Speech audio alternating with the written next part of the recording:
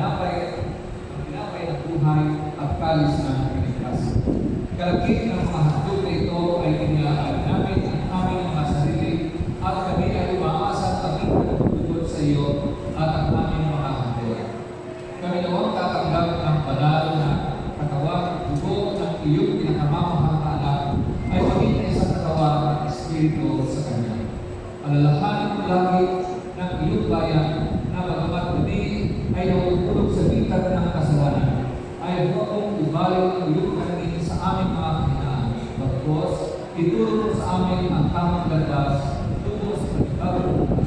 Kami nawa ay makakasama sa iyong pagkakang kahinaan, kasama ang pagpapalang kay Maria at si San Jose na kanyang esposo.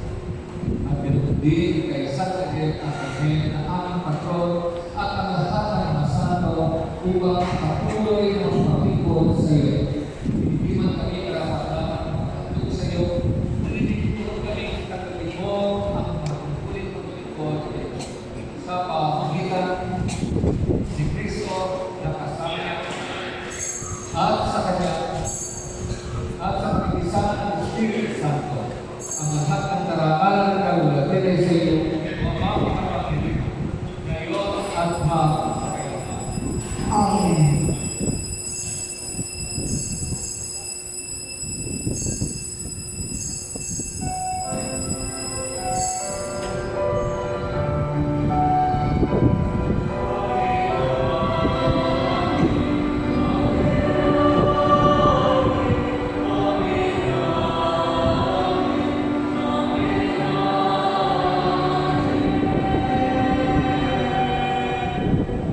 Tulad na itinuro sa atin ng ating Panginoong Jesucristo, kung tayo manalangin.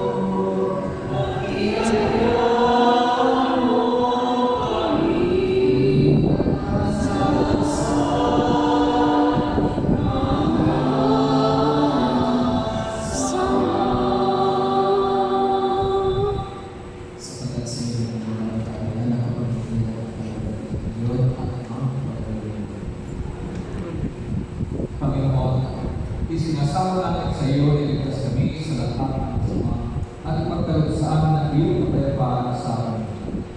Sa tulong ng iyong hawak, ilayo kami sa pagkakasala at iligtas sa nagaling sa pamamagitan ng iyong anak na sa Kristo aming Panginoon na nagbubuhay at nagkakaring kasama mo at ang Espiritu Santo, iisang Diyos ngayon at magpakailanman. Amen.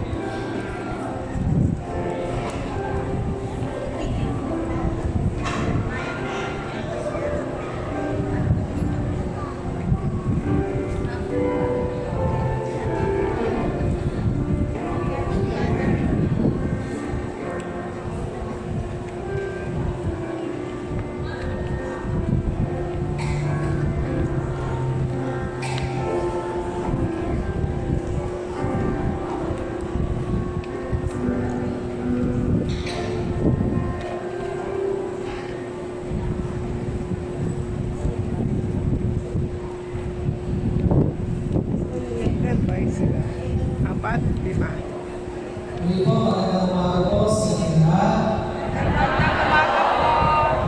Una-una po, pangalan ang makakampo natin ng Resolution of Grace. Ang sa aming Panginoong Diyos sa pagkakaloob ng Panginoon sa Pilipinas sa ating delegado na nakakapagpapalagay sa ating sa dati po ng munisipyo ng Bacoor sa pagpapaparating pag-ilagan sila ng ating Panginoon. Pangalawa po, sa ating piliin na may Estrella na nipamela po ay hindi mo magandang kaarawan. Maraming salamat po kay Mayor Strike sa pagkikita na po yung sa City of Pilipinas. Thank you po Mayor Strike sa pagkakaroon po sa ating pagkakaroon na marami po dami po na sa NPP. This is the first step po na kahit sa event na nabigyan po ng mga iglesia ng Pilipinas dito po mismo sa dami po ng munisipyo. Kasi kadalasan po doon tayo sa may strike deal. Pero laging hindi po ang ating mayor, sa ating mayor, meron lagi po ng munisipyo na gamitin ninyo sa Sabado. So hindi po maraming salamat po may mayor strike. Sa lahat po ng mga pagpapos na ating pagdiliwag sa kanisa, sa office po ng Diocese ng Cavite, Bishop Domingo, maraming salamat po your grace and po sa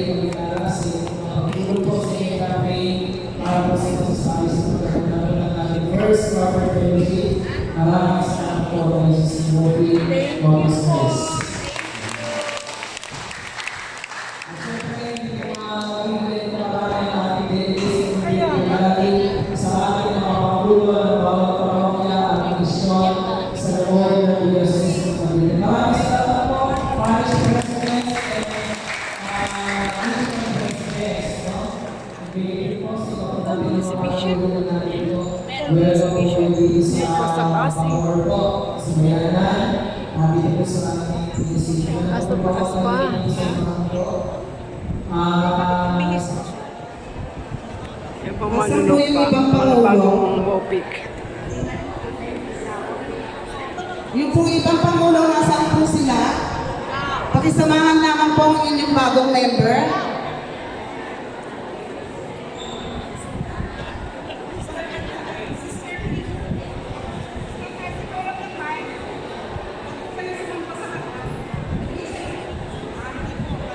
Okay, konting katahimikan lang po at mag-umpisa lang po ang panunumpa ng ating mga bagong miyembro ng ating samahang Women of the Philippine Independent Church. Wala po silang lahat. Minamahal namin obispo, hinaharap po sa inyo ang mga kababaihang ito upang sila ay maging miyembro ng samahan ng mga kababaihan o lalong kilala bilang wopit ng Iglesia Pilipina Independente. Hinihiling ko po na igawad sa kanila ang inyong makalamit na edukasyon.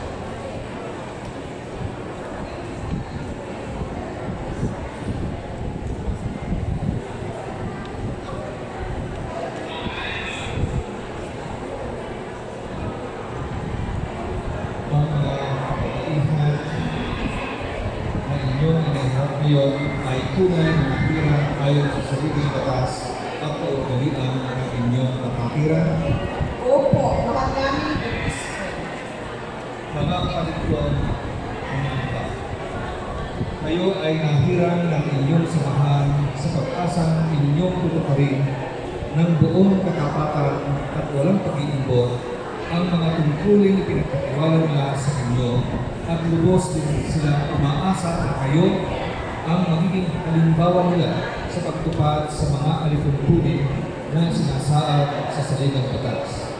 Ngayon, mga minamahal na kapatid, kayo ay nasa harapan ng dambana ng ating Panginoon at sa harapan ng inyong mga kapatid upang inyong ipangako na kayo ay magiging matapat sa inyong samahan at sa ating pinakasimbahan. Kasi ano ba kayo na Panginoon?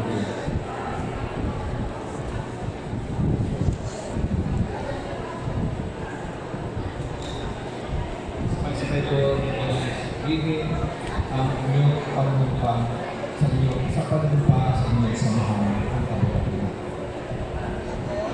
Ako si Alona Archipelago, bagong nasabi sa mga kapatid, umopin ang Iglesia Pilipina ng Presidente, Jesus Cristo, ipilitin ang lupa at tutuparin ko ang buhusan at katapatan sa abot ng aking kakayahan, ang mga tungkulin bilang miyembro ng lupa, at ang iba pang mga gawain na may kaugnayan dito. Ang aking tatanggol at patatangol sa ligang batas sa mga ako ay tunay na mananalig at tatanaliman dito.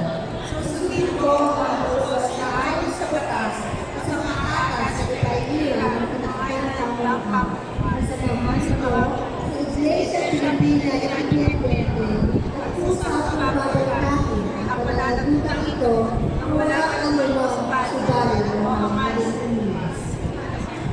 Salamat po. Lahat po natin ang